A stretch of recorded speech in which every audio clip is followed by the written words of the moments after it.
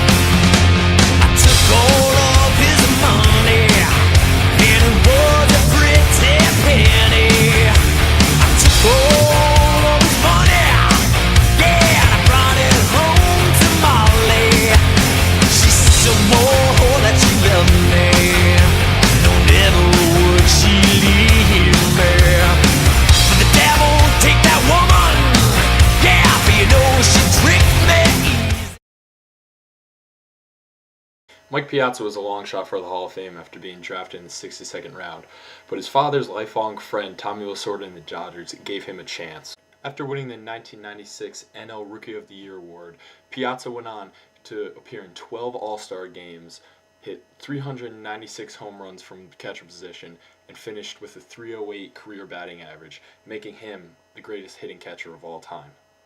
Piazza credits his late-round selection for the hitter he ended up becoming at the end of his career that made him a Hall of Famer.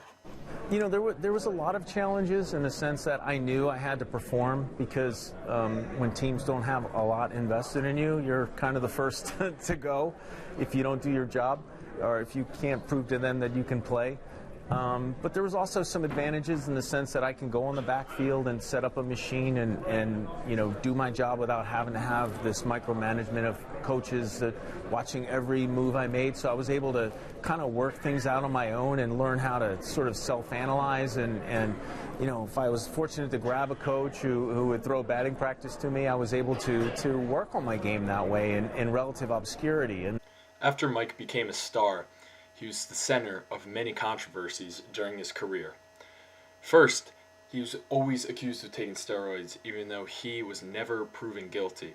He does admit, though, to taking greenies and things like Vioxx. Piazza and New York Yankees pitcher Roger Clemens were both involved in a feud during the 2000 season that started with Clemens beaming Piazza in the helmet. The outfield straight away against Piazza, who's DHing in this game. The 0-1 pitch, way inside, it hit him. Piazza is hit by the pitched ball, and he is down on his back in the batter's box. I'm not sure exactly where it got him, but it might have gotten him in the helmet, and the trainer, Fred Hina, is out, and Piazza having trouble opening his eyes. He had him wide open at first, Gary, but then he closed them. I'm not exactly sure where it got him.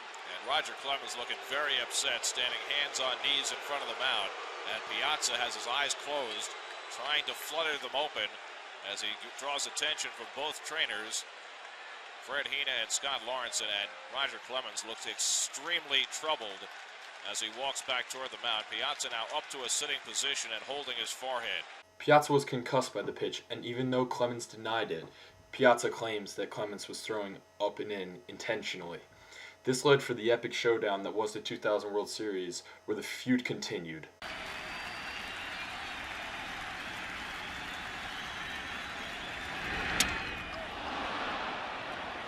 The barrel of the bat comes back at Roger Clemens, and he fires the bat back toward Piazza, who is going down the first baseline.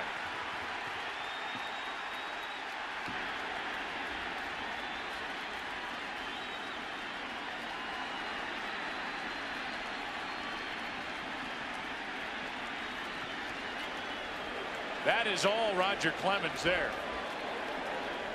A moment started by, created by Clemens. And thankfully not much more on the field than these two benches emptying and the players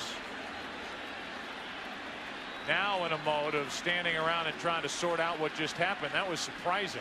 Joe, there were a lot of people who defended Roger Clemens when he hit Mike Piazza in the head. I was one of them. In my view right now, Roger Clemens is dead wrong. You can't take up the better part of the bat, the fat part of the bat, and fire it into foul territory near Piazza. Obviously, Piazza didn't mean to do that. My gosh, that's a blatant act. Foolish, foolish.